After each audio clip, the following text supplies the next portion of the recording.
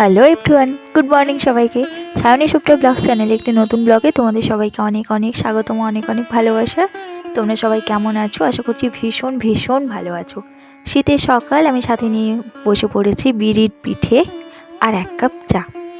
চাটা তো মাস্ট, সাথে কালকে রাত্রে বানানো হয়েছিল বিড়ির পিঠে, তো সেটার এক টুকরো। আচ্ছা, এটা কিভাবে বানানো হয় সেটা যদি তোমরা জানতে চাও তাহলে কমেন্ট বক্সে অবশ্যই জানিও। আমি প্রসেসটা একদিন তোমাদের সাথে শেয়ার করব কিভাবে বানানো হয়। ভীষণই টেস্টি, মানে কেক আমরা যেভাবে বানাই কেকের পুডিংটা, তো সেভাবেই বানানো।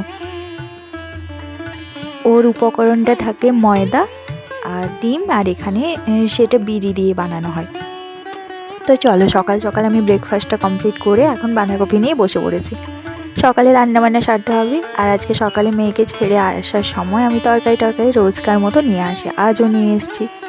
আজকে কি কি রান্না করব সেটা পরে বলছি। তো চলো, আগে আমি বাঁধাকপিটা কেটে ফেলি। আর বাঁধাকপিটা ফ্রিজের ভেতরে যেহেতু ছিল, তাই ভীষণ ঠান্ডা, হাতগুলো দিয়ে না কিছুতেই কাটতে পারছি না, কিন্তু ঝটপট করে কাটতে হবে। আবার 10টা-15 মধ্যে আমি বেরিয়ে যাই রেডি হয়ে, মেয়েকে নিতে হবে। এই কয়েকটা দিন না একটু ভীষণ ঝামেলা হচ্ছে, মানে শ্বাস ফেলারও টাইম পাচ্ছি না ঠিকঠাক। তো যাকগে, যতই কাজের মধ্যে ব্যস্ত থাকি মনটাও না ভীষণ ভালো থাকে। তা না হলে তো ওই উল্টো পাল্টা চিন্তা, সংসারের কুটকাচালি, পরনিন্দা, পরচর্চা, এগুলোর থেকে তো ভালো আছি নিজের কাজকর্ম করছি, টাইমে খাচ্ছি দাচ্ছি ঘুমোচ্ছি, ব্যাস। ঘুমোতেও আর ঠিকঠাক করে টাইম পাচ্ছি না। তো চলো, ঝটপট করে আমার বাঁধাকপিটা কাটা হয়ে যাক, তারপরে আবার আসছি। বাঁধাকপিটা কেটে আমার ভাজা হয়ে গেছে। প্রথমে ভাবছিলাম বাঁধাকপির রান্না করব, কিন্তু ইচ্ছে হলো না। এই রোজ রোজ বাঁধাকপির তরকারি আর ফুলকপির তরকারি না ভীষণ বাজে, আর বোরিংও খেতে। তার থেকে আমার মনে হলো ওই তেল আর কাঁচা লঙ্কা সাথে রসুন ফোড়ন দিয়ে ভাজা ভাজা করব, সেটাই খেতে বেশি ভালো লাগবে। তার সাথে করে নেব একটু বেগুনের ভাজা, অল্প করে। আমাদের ঘরের মেম্বার আজকে খুবই কমজন, আমি, মেয়ে, বর, শ্বশুরমশাই, আমার শাশুড়ি মা। কালকে দেখো মাছগুলো ছিল, আগেই তো তোমাদের বলেছিলাম আমার শ্বশুরমশাই একজনের পুকুর থেকে বেশ অনেকগুলো মাছ এনেছিল, ওই 1 কিলোর ওপরে। তো অনেক ধরনের মাছ ছিল, সেগুলো বেছে বেছে আগের দিনও করা হয়েছিল, আজও হবে। তো বেশ বড় ছিল আগের দিনের মাছগুলো। লোকের পুকুর বলতে কি বলো তো, ওদের পুকুরে যদি আমরা জাল দিয়ে দিই, ওদের জাল টাল নেই, তো জাল দিয়ে দিলে ওরা আমাদেরকে মাছ দেয়। তো চলো, এখন মাছগুলোর চচ্চড়ি করব। তো সকাল থেকে বেশ ভালো মুডেই ছিলাম, কিন্তু মাঝখানে না আমার মনে হলো তোমাদের সাথে কিছু কথা শেয়ার করা উচিত। মানে কি বলো তো, আমি আজ কয়েকদিন ধরে দেখছিলাম সোশ্যাল মিডিয়াতে একটা কথা খুবই ঘুরছে, যে শাশুড়ি কখনো মা হয় না আর বৌমা কখনো মেয়ে হয় না। তো হ্যাঁ, কথাটা সত্যি, মানে কি বলবো, হাজার হাজার লক্ষ লক্ষ কোটি কোটি গুণ সত্যি। সত্যিই তো, মায়ের মতো হতে পারে, কিন্তু শাশুড়ি সত্যিই কখনো মা হয় না। আর বৌমাকেও, মানে ছেলের বউকেও আমরা যত বলি না কেন আমার মেয়ের মতো, কিন্তু ওই যে কথাটা রয়ে গেল না, মেয়ের মতো, মেয়ে নয়।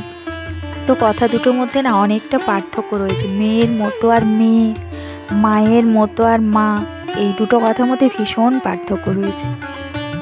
আমরা যতই বলি না কেন, পরের মাকে নিজের মা বানানো এতটা সহজ কথা নয়। সবাই হয়তো ওপরে ওপরে বলে, কিন্তু সত্যি কি আদৌ সবাই মন থেকে মায়ের জায়গাটা দিতে পারে? এই পৃথিবীতে মায়ের জায়গাটা না কাউকেই দেওয়া যায় না, সেটা যে কেউ হোক না কেন, শাশুড়ি হোক বা দ্বিতীয় পক্ষের মা হোক বা অন্য যে কোনো সম্পর্ককেই আমরা যতটাই গুরুত্ব দিই না কেন, মায়ের থেকে সেটা কমই। আবার একটা কথা শুনলাম, বলল যে শাশুড়ি মা, একটা ফ্যামিলিতে যদি দুটো বউ থাকে তাহলে তাদের মধ্যে মূল অশান্তির কারণ বা মনোমালিন্যের কারণ হচ্ছে তার শাশুড়ি। হ্যাঁ, আমি এই কথাটা মনে প্রাণে বিশ্বাস করি, কারণ আমি আমার নিজের জীবন, নিজের উপলব্ধি দিয়ে মানে এখনও বুঝে চলেছি, বারবার বুঝি আর বুঝেও চলেছি। আর সত্যি সব সময় আমরা চেষ্টা করলে কারো মনের মতো না হতে পারি না। কেউ যদি মন থেকে তোমাকে প্রথম দিনই না মেনে নেয় না, তো সেখান থেকে না আমরা চাইলেই তার মনের কাছে যেতে পারি না। তো এই জন্য বারবার আমার মনে পড়ে যে হ্যাঁ, শাশুড়ি মাও বৌমাদের মধ্যে কিন্তু অশান্তির কারণ। কারণ উনি দেখবেন শাশুড়ি মা কী করে বলো তো, এক বৌমাকে একদম চোখে দেখতে পারে না আর একজনকে পুরো রানীর মতো করে রাখে, মানে সব রকম হেল্প করে আরেকজনের বেলাতে কাটি। তো সেটা কেন? দুটোই তো তোমার ছেলের বউ। কিন্তু না, শুধু ছেলের বউয়ের ক্ষেত্রেই নয়, একটা সংসারে সমস্ত ছেলেদেরকেও কিন্তু সমান চোখে দেখা হয় না, ছেলে মেয়েদেরকেও। ছেলে মেয়ের কথাটা বাদই দিলাম, দুটো যদি কারো ছেলে থাকে, সে দুটো ছেলেকেও কিন্তু সমান চোখে মা দেখে না। এটা আমার চোখে দেখা, মানে জলজ্যান্ত প্রমাণ, আমি দেখে চলেছি আমার জীবন দিয়ে। তো সেটাই আমার আজকে বলতে ইচ্ছে হলো ভীষণ করে। মানে কী বলো তো, সোজাসুজি তো কাউকে কথাটা বলা যায় না, আর কারো কাছে আমি প্রকাশও করি না। তাই ভিডিওর মাধ্যমে বললাম যে কেন সবসময় আমার বেলাতেই কেন এরকম।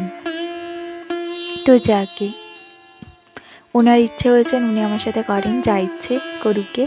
তো চলো ঝটফট করে আমি রান্নাটা সেরে নিই, মেয়েকে আবার আনতে যেতে হবে। তো তো দেখো আমি মাছ আজকে ওই সর্ষে দিয়েই মাছ করব, যেহেতু মাছগুলো চারা মাছ ছিল আর মাছের কটা লেজা। তো সর্ষে সাথে হচ্ছে যে পেঁয়াজ বাটা, কাঁচা লঙ্কা দিয়ে একটা পেস্ট বানিয়ে নিয়েছিলাম। এবার সেটার মধ্যে মাছগুলো দিয়ে অল্প ধনেপাতা দিয়ে একটু গরম করে নামিয়ে নেব।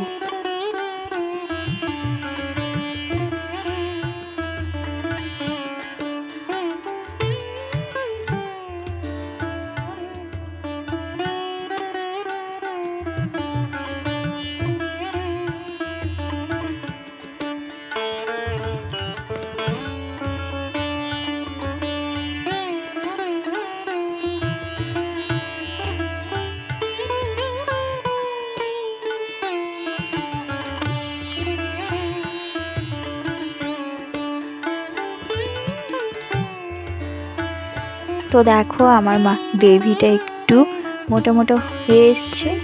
এখন তার মধ্যে অ্যাড করব ধনেপাতাগুলো।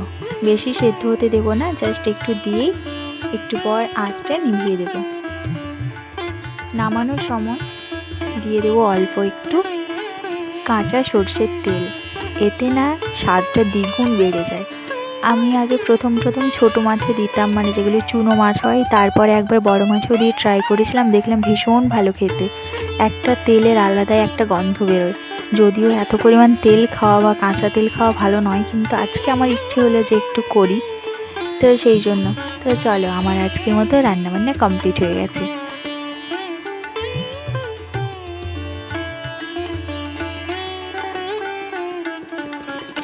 আজকে রান্না হয়েছে ডাল, চারা মাছ, সাথে বাঁধাকপি ভাজা আর বেগুন ভাজা। তো আমি ঝটপট করে রান্নাটা সেরে দুধটাকে একটু জাল দিয়ে তারপর গ্যাস ট্যাসগুলো মুছে একেবারে রান্নাঘর ঝাড় দিয়ে পরিষ্কার করে বেরিয়ে যাব। আজকে না অনেক কাচাকাচি করতে হবে, মেয়েরও জামা কাপড়গুলো রয়েছে, ও স্কুল থেকে এলে সোয়েটারগুলো ধুয়ে দেবো। আর এবছর না সত্যি রোদের দেখা পাওয়া ভীষণ মুশকিল, কখন যে সূর্য মামা ওঠেন, ওই একটা গান আছে না, সেই রকমই অবস্থা, কখন যে সূর্য মামা উঁকি দেয় তার কোনো ঠিক নেই।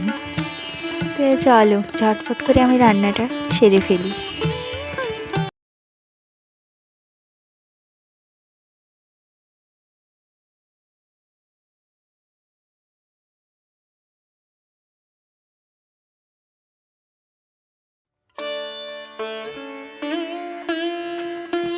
তো দুধটাকে আমি জাল দিতে একটু বসিয়ে দিয়েছি, অল্প একটু গরম করে রেখে দেব। সকালে চা হয় আর এখন অনেকটাই দুধ বেঁচে যায়। আমাদের দুধ যেহেতু বিক্রি করে না, ওই বাড়িতে খাওয়ার জন্য থাকে, কিন্তু ঘরেও সেরকম খাওয়ার কেউ নেই। মেয়ে খায় না, মেয়ের বাবা খায় না, আমি খুব একটা পছন্দ করি না, মানে আমার ভালো লাগে না।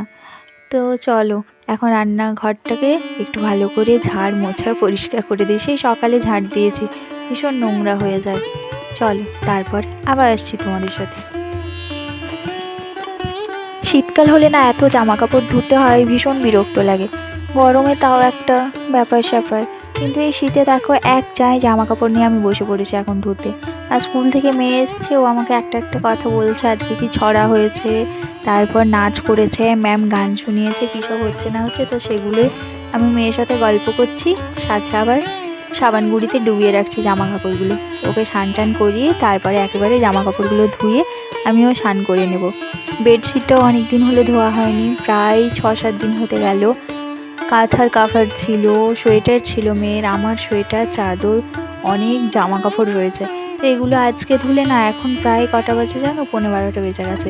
আজকে ধুলে তো শুকনো হবে না, এগুলো ভিজিয়ে রেখে দেবো, একটু একটু জলটা ঝরে থাকবে, কালকে এগুলো শুকনো হয়ে যাবে। এই একটা আমার সুবিধে, কালকে যেহেতু শনিবার আছে, মেয়ের স্কুল নেই, তো যা সোয়েটারটা শুকনো না হলেও কোনো ব্যাপার নেই। তো চলো এখন চলে যাই ছাদে। আর দেখো রোদ দিচ্ছে ঠিক আছে, কিন্তু না, রোদের কোনো প্রকার কোনো তেজ নেই, জামা কাপড় কী করে শুকনো হবে। তার উপরে আবার এই মোটা মোটা সব সোয়েটার। শীতের দিনটা সত্যি ভীষণ বিরক্তিকর। আমার কিন্তু আবার শীতের দিনটা অন্যান্য সব কারণে ভালোই লাগে। ভালো ভালো সবজি পাওয়া যায়, শান্তিতে খেতে পারি, শান্তিতে ঘুমোতে পারি, যেটা কিন্তু গ্রীষ্মকালে হয় না। ওই সবসময় জীবন আইঢাই আইঢাই ঘরে, ঘামে গরমে, খেতে গেলে সমস্যা, বসতে গেলে সমস্যা, শুতে সমস্যা। কাল বিকেল থেকে সেই যে নিচে গেছি, আর ছাদে আসা হয়নি, সকালেও আসা হয়নি আজকে। জামা কাপড় যেগুলো ভেজা ছিল শাশুড়ি মায়ের রোদে দিয়ে দিয়েছেন, আমি আজকে আর উপরে আসিনি। তো ভাবলাম একেবারে এসছি যখন, গাছগুলোতে জল দিয়ে যাব। বিকেলবেলা না অনেক কাজকর্ম থাকে বলে আমার আর আসা হয়ে ওঠে না। তো এখনই ঠান্ডা ওয়েদার আছে, খুব একটা রোদ নেই, তাই জলটা দিয়েই চলে যাবো একেবারে। আর দেখো এই কালারটা এত সুন্দর না, অনেক দিন পর সব কটা গাছে ফুল হওয়ার পর এই গাছটাতে ফুল হয়েছে। আমার তো ভীষণ পছন্দের, ভীষণ ভালো। এগুলো না ফুল দেখে দেখে আমি চারাগুলো কিনেছিলাম আগের বছরকে। একদিন মেয়েকে ডাক্তারের কাছে নিয়ে গেছিলাম, তো সেদিন। এগুলো দেখো কালকে সব জামা কাপড় রয়েছে। তো চলো ছাদের থেকে এবার নিচে চলে যায়। আর হ্যাঁ, এখানে আমার চন্দ্রমল্লিকাগুলো দেখো কি সুন্দর হয়েছে না। অন্যান্য বছর কি সুন্দর ছাদটা আমার পুরো সবুজ আর বিভিন্ন রঙের ফুলে ভরে থাকে, এবছর কেমন একটা ফাঁকা ফাঁকা রয়েছে। তো দুপুরে না স্নান টান করে একটু আমি রেস্ট নেওয়ারও সুযোগ পাইনি। এখন বাজে বিকেল 5টা। আমি ভাবলাম এখন সব কাজকর্ম হয়ে গেছে, তো বাইরেটা ঝাঁট দেওয়া, জল ভরা, গাছে জল দেওয়া, সব কাজ হয়ে গেছে। এখন ভাবলাম আটাটা মেখে রাখি। সেই 3টে থেকে কাজ করছি, কোমরটা না পুরো ভীষণ যন্ত্রণা করছে। আর যেহেতু আমার সিজারিয়ান বেবি, সিজার হয়েছে বেবি হওয়ার সময়কে, সেই জন্য না বেশিক্ষণ যদি বসে থাকি বা আটা মাখি, তাহলে আমার ওই ঘাড়ের ওপাশটা ভীষণ যন্ত্রণা করে, সাথে কোমরটাও। এই শীতকাল হলে তো আবার বেশি। তো কী আর করা যাবে, রান্না বান্না তো সারতে হবে, সাথে খাওয়ার দাওয়ারও খেতে হবে। বসে বসে তো আর খেতে পারি না, কে বানিয়ে দেবে। তো তাই এটা রাত্রের খাবার হবে। আজকে কি খাবার হচ্ছে রাত্রে সেটা একবার তোমাদের বলে দিই। রুটি হবে, সাথে সকাল থেকে ভিজছে ওই ছোলা, কাবলি ছোলা আর মটর আর আলু দিয়ে ঝোল হবে। তো চলো আমি না ঝটপট করে আটাটা রেখে উনুনে আজকে আর বসাবো না, গ্যাসের মধ্যে ঝটপট করে প্রেসার কুকারে দিয়ে বসিয়ে দেব।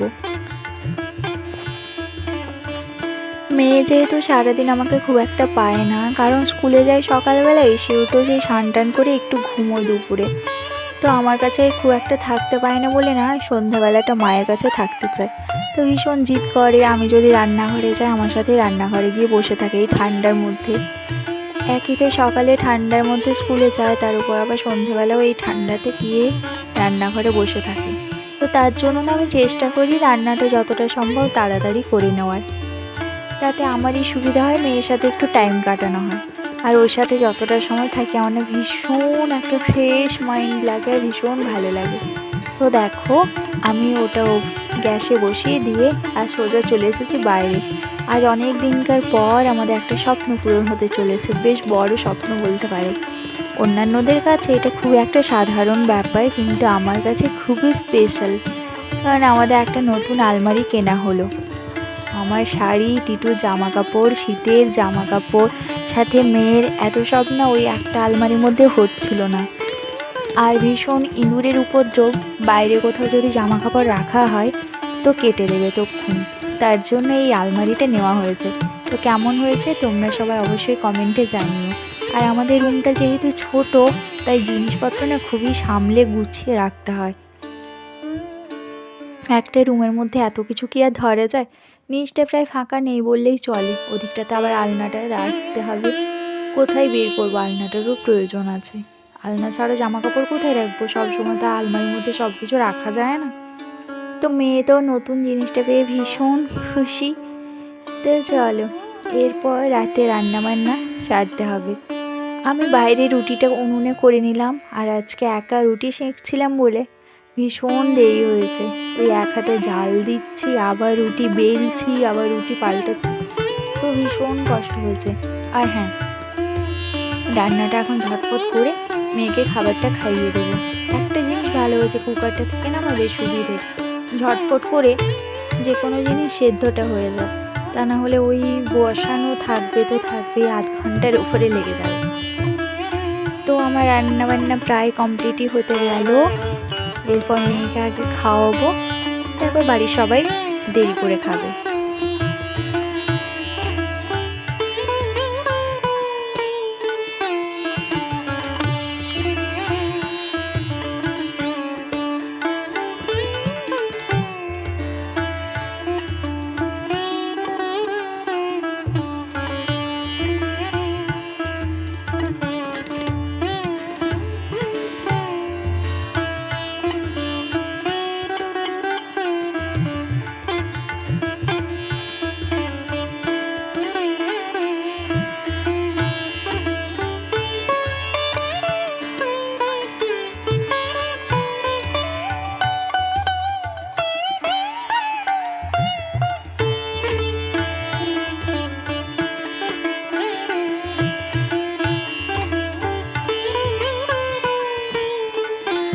তো দেখো আমার হচ্ছে যে ছোলা মটরের তরকারি প্রায় হয়ে এসছে, আর একটু ফুটে গেলেই আমি নামিয়ে মেয়েকে খাওয়া দিয়ে দেবো। এটা টিটুর জন্য খাবার রাত্রের। মেয়েকে খাওয়ানো হয়ে গেছে, ও এখন ঘুমোচ্ছে। এখন বাজে রাত 9:30। আমরা আজকে খাবার খেতে একটু দেরি করে ফেলেছি। তো চলো, ব্লগটা কেমন লাগলো অবশ্যই জানিও। যদি ভালো লাগে তাহলে লাইক, কমেন্ট আর শেয়ার করে দিও। আমার চ্যানেলটিকে সাবস্ক্রাইব করে পাশে থেকো, যাতে আমার ভিডিওগুলো সবার প্রথমে তোমাদের কাছে পৌঁছে যায়। তো আজকের মতো আসি, টাটা, আবার দেখা হবে পরের ভিডিওতে। ততক্ষণ পর্যন্ত সবাই ভালো থেকো, সুস্থ থেকো, সাবধানে থেকো, আর আমার ভিডিও অবশ্যই দেখো, কিন্তু সাথে একটা কমেন্ট করতে হবে। তো চলো, টাটা।